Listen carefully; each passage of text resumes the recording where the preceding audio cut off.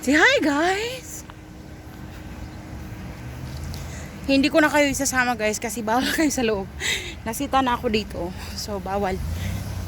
See you guys pagkatapos namin mag-shopping.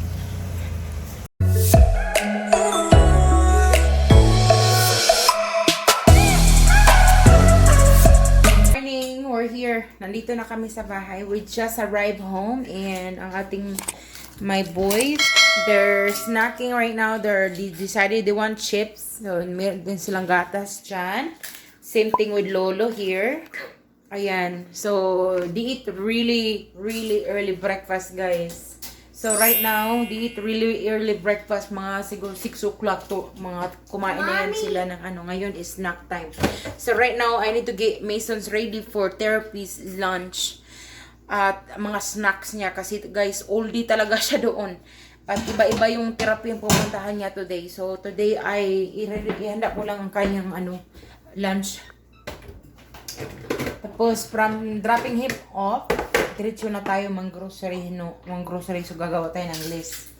Then, so, easy lang ang kanyang lunch. Very easy. Dali lang. Diyan lang kayo.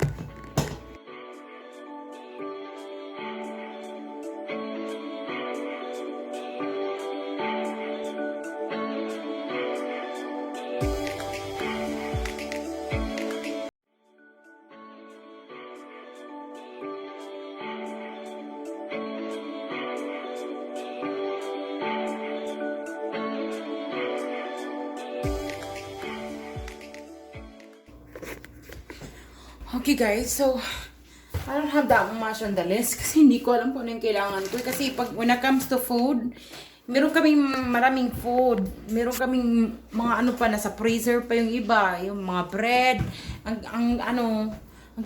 Ang binibili ko talaga mostly yung mga ano sa mga bata. Sa mga bata. Oh, meron pa kami itlog lahat, you name it. Oh, ayan. Kailangan natin ng gatas, milk, kasi yung mga bata pala ay they do drink a lot of milk.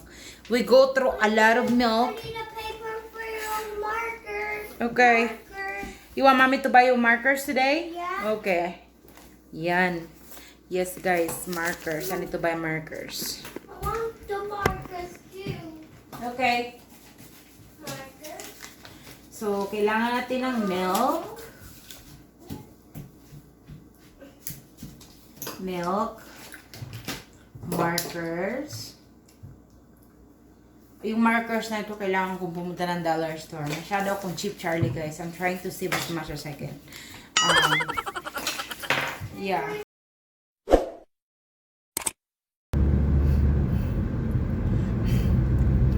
Hi, guys! We just dropped off my little Mason at nabuisit ako sa therapist, guys, kasi ano tawag dyan, nabuisit talaga ako, guys, kasi paulit-ulit na lang yung ano, paulit-ulit na lang, palagi nilang pinapalitan yung ano schedule ni Mason. Nakakaloka. Diyos ko, guys, every Monday to Friday iba-ibang schedule ni Mason. Dati ay still the schedule yung still the same. Lately, yung schedule, guys, ay nag-iba-iba. Diyos ko. Ang nakakaluga kasi dito, pag may iba-ibang schedule, nag-iba-iba schedule din yung bus, yung bus driver, kailangan pa namin i-notify yung school, yung doctor's schedule visit. Mga ganyan, guys. Nabubuisit na talaga ako, guys. Grabe talaga na. Kasi once pag may autistic ka kasi na bata, guys, lalo na naka-schedule ka na, tapos papalitan nila, nasisira yung schedule mo. Tsaka sa bata na rin ba?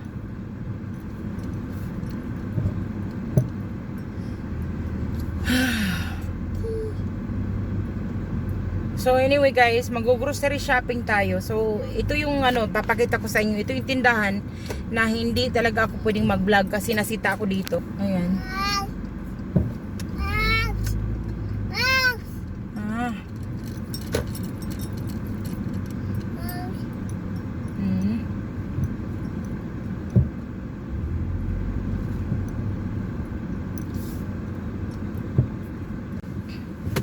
Right guys, so mag-grocery ako. Wala ako masyadong bibilhin kasi ano lang naman, kagahapon pumunta na kami ng Walmart. Tonight ay gagawa po ako ng chicken teriyaki for dinner. So kailangan kong pumunta dito to buy some few items. Tapos kailangan ko din bumili ng juice ng mga bata. So yan na reason nandito ako. Tsaka dito na rin ako bibili ng ano guys, ng markers. Kasi yung markers na nasa dollar store, ano din naman, for at least $1 more, makabili na ako dito. Tsaka ang layo kasi ng dollar store, kaya ako na lang mag-adjust na naman. So, let's go guys. Let's go. Hi guys, nandito na tayo. Ayan guys, bumili din ako ng ketogenic bread. Burger bread actually. Lettuce.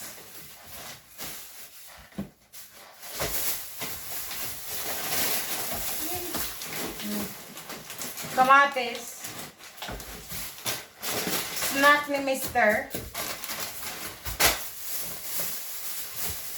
One more banana. Saging. One banana. More? Tingnan mo ang saya-saya niya.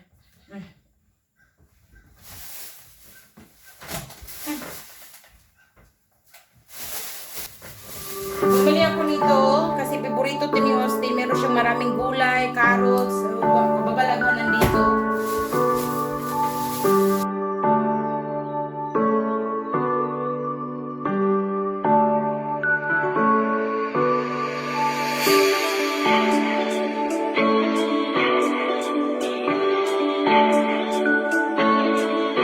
I need to marinate the chicken now for later on. It's ready.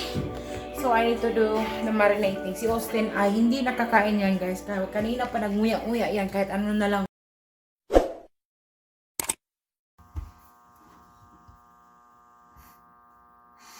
Good morning, guys. Another day, another vlog tayo. Anong time check? At 6:30 in the morning, actually. Pasensya na yesterday guys, hindi ko na-close yung vlogs. So, hi! Ayan o. Nag-i-edit tayo habang nagtagulpol sa dito. Hindi ko na-close yung vlogs yesterday kasi sobrang pagod na ng lola nyo. So, today ko lahat i-edit.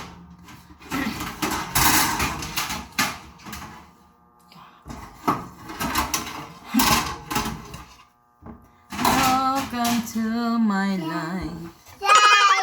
Talaga lang.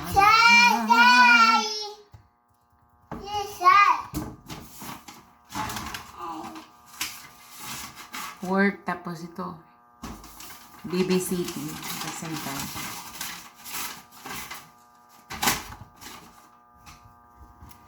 You ready? Are you ready? Ready? Alright guys.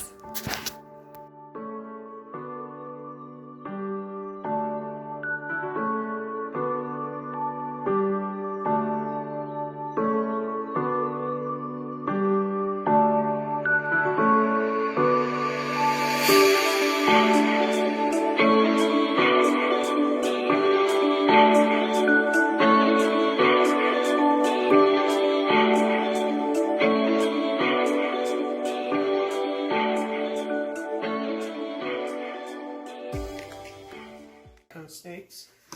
So these are a little bit different.